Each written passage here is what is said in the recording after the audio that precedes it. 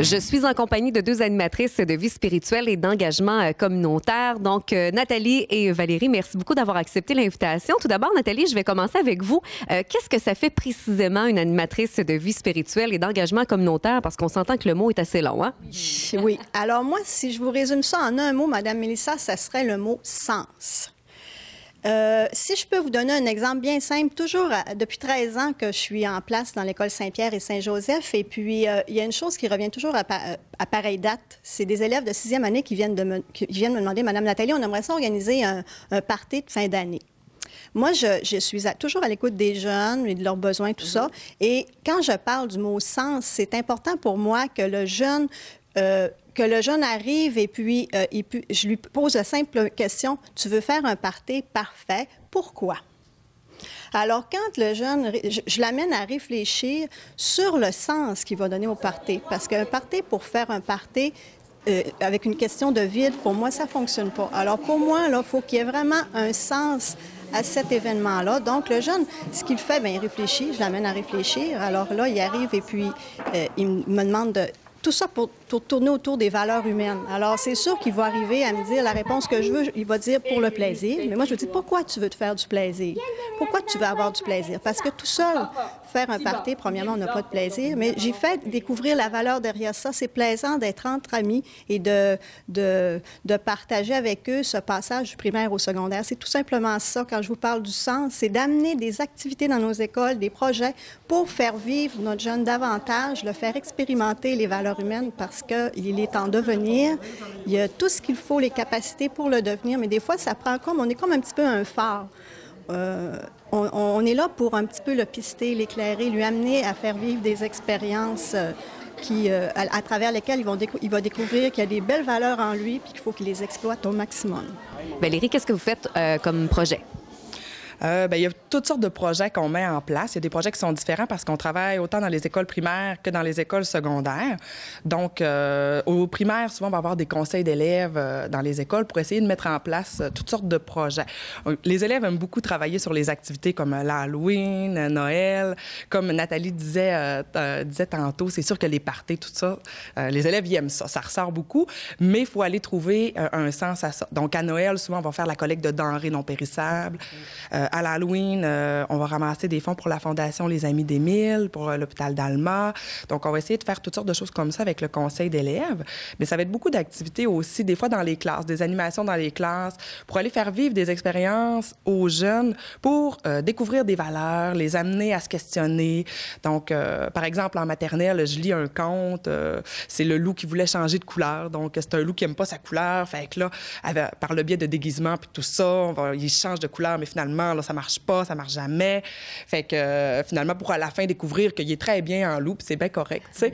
Fait que ça, les élèves adorent ça. Puis là, c'est déguisé, puis après ça, ils parlent. Puis donc, c'est pour travailler un peu l'estime de soi, la confiance en soi.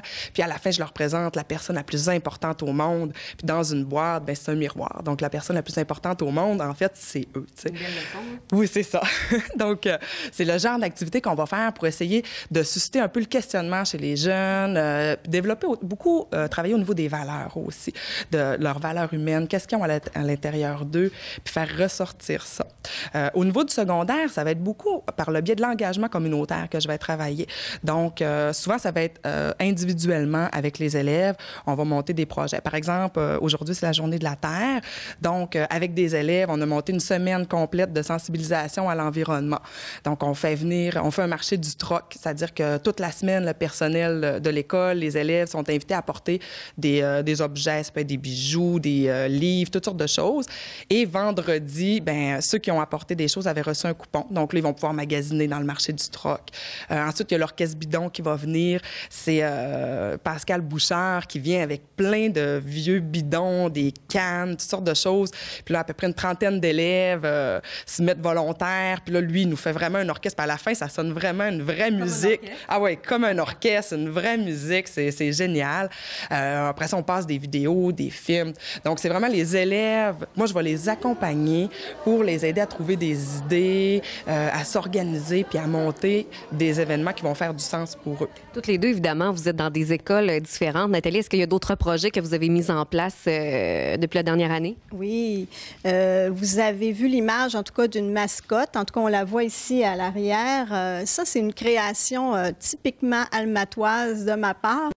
Il s'appelle Prévio, Super Prévio. Comme en début d'année, on a toujours lancé une thématique scolaire dans les 2 écoles où je travaille. Et puis, Prévio, j'ai fait une mise en scène. Moi, j'aime beaucoup, je suis style à me déguiser, à faire des allégories, à découvrir le sens caché. Moi, je suis très... le sens est très important dans mon rôle. Alors, je me suis déguisée en Super Prévio. Et tout ça pour faire découvrir aux jeunes par eux-mêmes, par une mise en scène, qu'un super-héros, c'est un gardien de la paix. Alors, quand je vous dis les valeurs humaines, on parle de paix. Donc, les enfants, je les ai mis au défi d'être des gardiens de la paix cette année. Puis, Super Prévio se présente à l'occasion dans l'école. Et il y a aussi le gala reconnaissance pour les élèves de 6e année à l'école Saint-Joseph, tableau d'honneur dans les 2 écoles Saint-Pierre-Saint-Joseph. Et je pense qu'il y en a également dans d'autres écoles. L'activité commissaire d'un soir également, que toutes les animatrices ont été sollicitées pour trouver des jeunes du conseil d'élèves et bien d'autres projets, en tout cas. Mais c'est différent. Chacun y va avec sa couleur d'animatrice en plus. Et comment vous faites justement pour choisir les projets? Qu'est-ce qui fait en sorte qu'à un moment donné, c'est lui qu'on veut? Il faut y aller beaucoup avec les besoins du milieu de l'école. Je vous donne un simple exemple qui est arrivé il y a quelques années, le fameux tremblement de terre en Haïti. Ça a beaucoup ébranlé nos jeunes. Alors, c'est certain qu'on s'est mobilisé, les 2 écoles où je travaille, pour faire une collecte de fonds pour Mme Jacqueline Lessard. C'est une almatoise. On s'est sentis touchés. Et en plus, j'ai réussi à l'avoir dans les 2 écoles pour une conférence. Elle a parlé de son vécu, comment est-ce qu'elle a vécu cette dévastation-là, ce tremblement de terre-là. Alors, ça a été beaucoup apprécié des jeunes. Puis, ils ont pu remettre à Mme Jacqueline une somme, en tout cas impressionnante pour moi, une somme d'argent impressionnante. Alors, c'est toutes des choses. On y va beaucoup avec les besoins du milieu. Nous, c'est arrivé une année qu'il y avait une personne immigrante qui est arrivée au courant de l'année dans l'école. Et il y a eu des ricanements un peu, la différence, c'était difficile. Donc, on m'a approché pour me dire, Valérie, y aurait-il quelque chose qu'on pourrait faire pour ça? Fait qu'à ce moment-là, j'ai monté une activité avec porte ouverte sur le lac. Fait qu'il y a ça aussi dans notre travail. Souvent, on peut s'allier avec des organismes autour de nous pour nous aider à monter des activités. Et puis, on a présenté quelque chose sur la diversité culturelle, l'ouverture sur le monde. Fait que c'était comme un atelier vraiment d'1 heure avec 3 plateaux d'activités. Finalement, ça a tellement bien fonctionné qu'on a fait le tour. Moi, je travaille dans 7 écoles primaires. Donc, finalement, on a fait le tour des 7 écoles primaires avec ça. Mais des fois, c'est des activités qui vont être montées sur demande parce qu'il y a une certaine problématique ou on voit qu'il y aurait quelque chose à travailler dans une école. Fait que ça va nous amener souvent à développer des projets aussi, là. En terminant, je sais que vous faites affaire avec, évidemment, des élèves qui sont au primaire, au niveau du secondaire également. Vous travaillez avec eux des fois au niveau individuel, que ce soit en groupe aussi. J'imagine qu'à certaines reprises, vous avez peut-être quelques confidences. Comment on fait pour gérer ça, justement, avec les élèves? Peut-être aussi de parler de votre formation. Ça prend quoi, justement, pour être animatrice de vie spirituelle et d'engagement communautaire? Bien, ça prend un baccalauréat soit en travail social, en sciences religieuses, même en adaptation scolaire. Alors, ça prend beaucoup d'écoute. Oui, on reçoit des jeunes des fois parce qu'on est un service d'écoute de première ligne. Alors, quand il nous arrive des jeunes qui vivent une difficulté passagère ou bien ça peut perdurer aussi dans le temps, bien, des fois, on les rencontre, ils viennent nous voir parce qu'ils ont confiance en nous. On leur dit toujours de se confier à un jeune en qui ils ont confiance. Alors, si c'est l'animatrice de vie spirituelle et d'engagement communautaire, bien, nous, on les reçoit, on les écoute. Et si besoin est également, on réfère parce qu'on n'est pas le seul service à l'école. Hein. Il y a le service de psychologie. On travaille en collaboration avec les titulaires, psychologues, direction de l'école. Alors, s'il y a besoin est, on réfère à la bonne personne pour une continuité adaptée pour le besoin du jeune également. S'il y a un besoin plus profond, on va référer au bon endroit.